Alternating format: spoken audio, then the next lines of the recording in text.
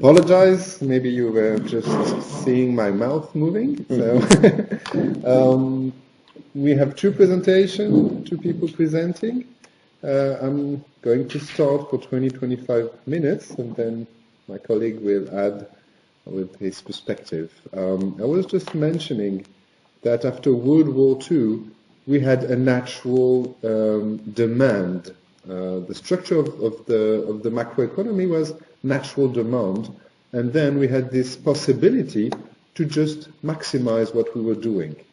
There was a demand for every product, and so we needed only people to reproduce. We need people to manage processes.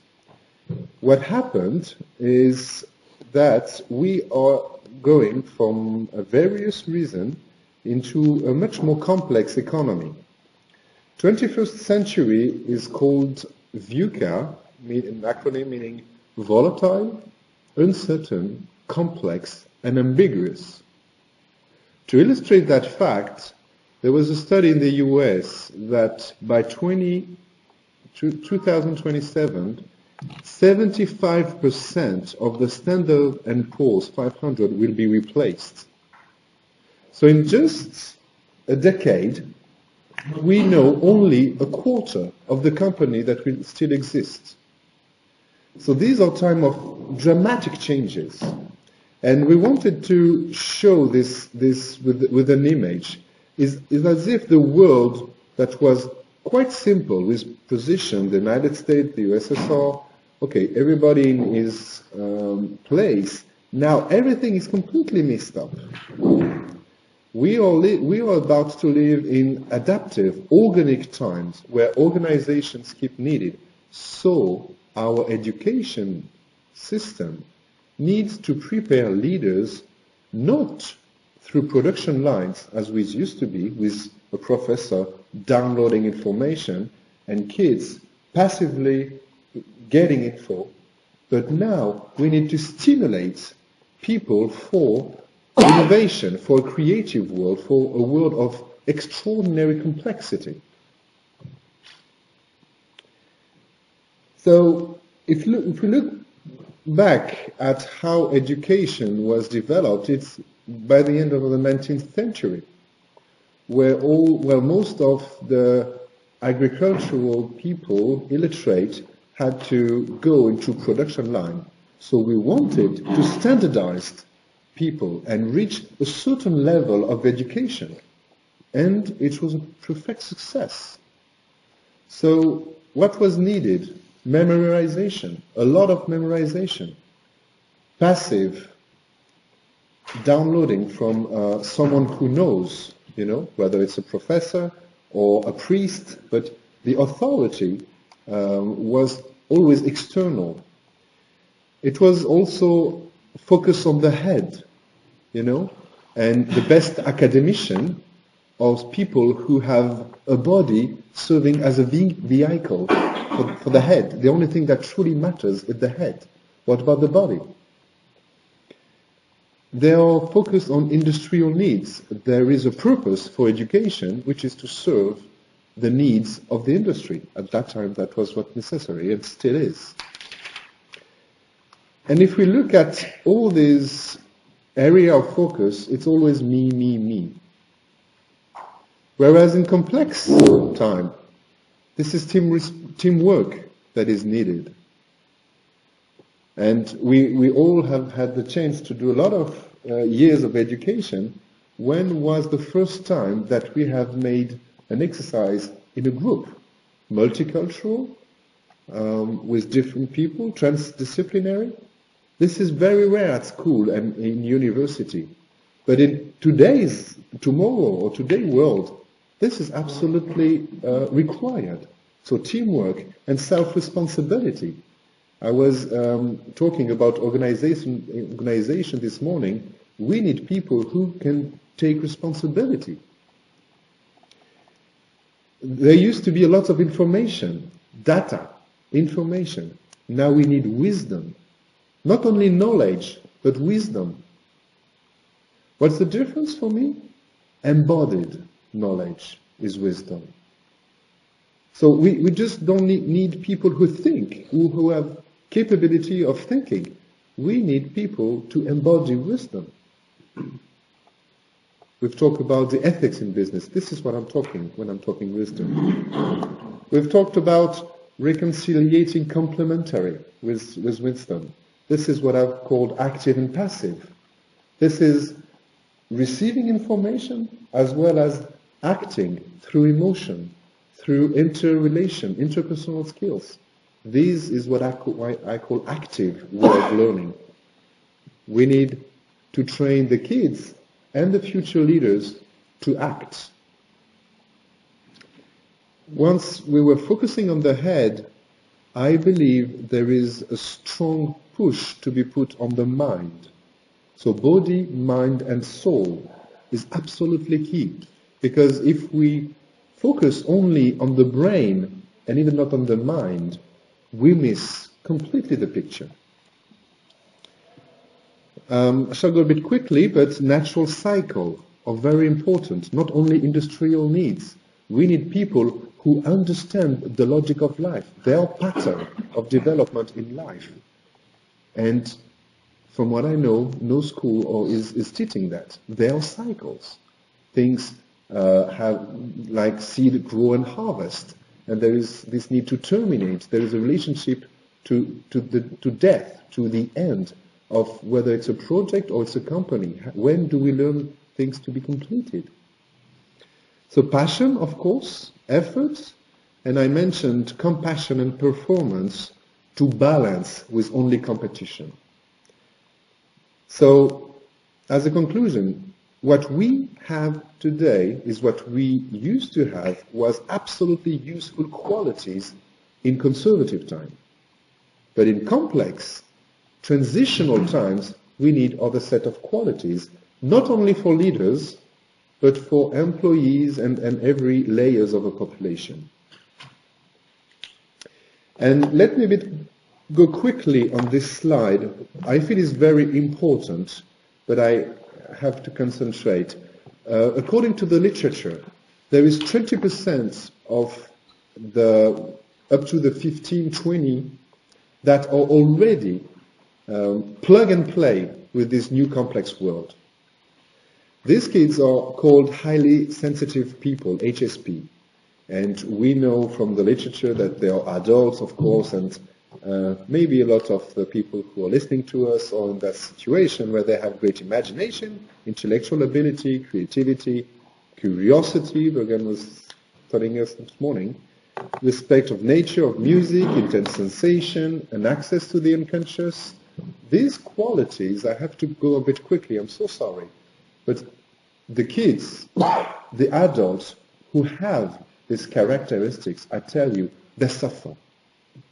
They suffer a lot in pyramid systems, authoritarian, purposeless, only based on execution. And the burnout figures are absolutely enormous. This is 7 to 9% overall in Europe, but if we focus on only the white collar, we are tackling more 20-25%. So we have the people already, but the way we are organized, whether at school, universities, or in business, make these kids and adults like black sheep. We don't want these qualities, though we need them. So basically this is what looked like our university and schooling system. It's like a production line. One size fits all. Okay? Survival of the fittest. This is law of competition. An industrial sequential process to manufacture intellectual leaders and so on. And growth fueled by fear. Let me have a few seconds of it. Fear of not being the first. Fear of not being accepted. Fear of not being loved. We do not work on the qualities of the people. We are always focusing on the empty side of the glass. What they miss, what they should be, what they could be if they were working harder. Whereas we believe that we need leaders that are tailor-made. It's not ready-to-wear business. Education is not about ready-to-wear business. It is haute couture. This is about tailor-made. And these are the 4 points I would like to develop within the end of my presentation. Embracing each of us' unique potential. We do not need a one-size-fits-all approach. Passion. Passion is about failure, is about school of life. Mind science, we've talking this morning about the hygiene of brain, the hygiene of the mind. And growth fueled by love. I will develop these 4 points. So first, this is a bit of humor, okay? But if you look at the screen, it's what the system considers as something that is fair, a fair selection, is everybody has to behave the same. Okay? So we ask an elephant, a penguin, to be as good as a chimpanzee or a monkey to climb a tree. Come on, if I'm good in mathematics, why should I be treated exactly as someone that is good in literature? Let the guy that is good in literature be good in literature. That's his passion. That's what fuels his life. So uniqueness leads to passion. Because what I love, what I enjoy doing, I can do for hours and hours and days and days. I don't feel this notion of time. Confucius was saying, choose a job you love and you will never have to work a day in your life. There is something with passion that we completely miss in our university. And success is not either you fail or you don't. This is a continuous journey. This is learning by doing. This is what we call school of life. But tell me, how do you succeed in this race if you do not have passion? Well, as soon as you have a failure, you're done. You stop there. But it is actually where it's going to start. Start where you fail. So, few quotes from Winston Churchill I love. Success consists of going from failure to failure without loss of enthusiasm. There's something about joy, about passion. So passion makes leaders go through failure without losing their final goal. We've put this slide on, we entitled it Spiritual Journey is Key to Unlock Full Potential. This is a bit thought-provocative. We were talking about the hygiene of the mind. But Einstein was saying education is not the learning of facts, but the training of the mind to think. So already at that time, there was this idea that mind has to be trained. And Julius Caesar, which is not exactly a Buddhist monk, was saying, man don't believe what they see what they believe in. So at that time, the elites, they were trained. I'm talking also Marco Aurèle, one of the biggest Roman emperor. They were trained with this science of the mind. And Andras was quoting his Sufi master. Let me introduce you Mr. Gwenka, who was a businessman for decades, very successful.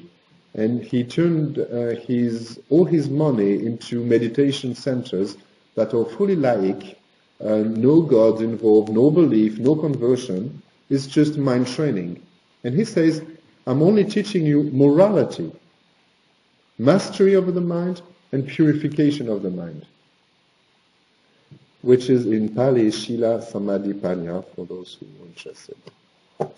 So, if we believe that we need management-less organizations, then we need ego-less leaders. But we need leaders who have a stable and a sharp mind. And this has to be trained. Final point is about developing our capacity to love. Because when we are fueled by fear, then we need control. We need to make sure that our employees are performing as they should. So we need planification, standardization, conformity. So we are not building humans, I'm sorry, we are building machines. Whereas love always gives space for failure, gives space to try. Self-confidence, which builds self-responsibility. Empowerment, but true empowerment. I was mentioning university being as passive, receiving a download, as active. So this is about empowerment. This is about quality relationship. Love allows to see the beauty in someone else. And as we saw this morning, once we grow, once we develop our area of care, we embrace more and more interdependency, and we build a mind that allows more complex decision making. So cultivating love in leaders' education so that they could also use this force in their organization. Bogan was saying yesterday about your mother in Ukraine, and say she loved me. But it was so easy for me to love the people I had in charge. So our conclusion, and I'm on time with the 20 minutes, I'm happy. We think complex systemic environment needs different leaders. We cannot keep the education system as it is obsolete. Why it is obsolete? Because it is unbalanced. It was good, but in addition, on top of what it is doing very well, we need other skill sets. And some kids, some students are naturally connected, naturally egoless. We have to focus on them. They are the natural leaders of tomorrow. But we need to recognize them with their differences and with the value they bring. And we believe in 4 improvements for teaching methods: the uniqueness, so no one-size-fits-all anymore; the school of life, which fuels passion, leading to accepting failure; building egoless people with an understanding, a science of the mind control, purification of the mind, based on morality; and in the end, I strongly believe we need compassionate leaders fueled by love. Thank you very much.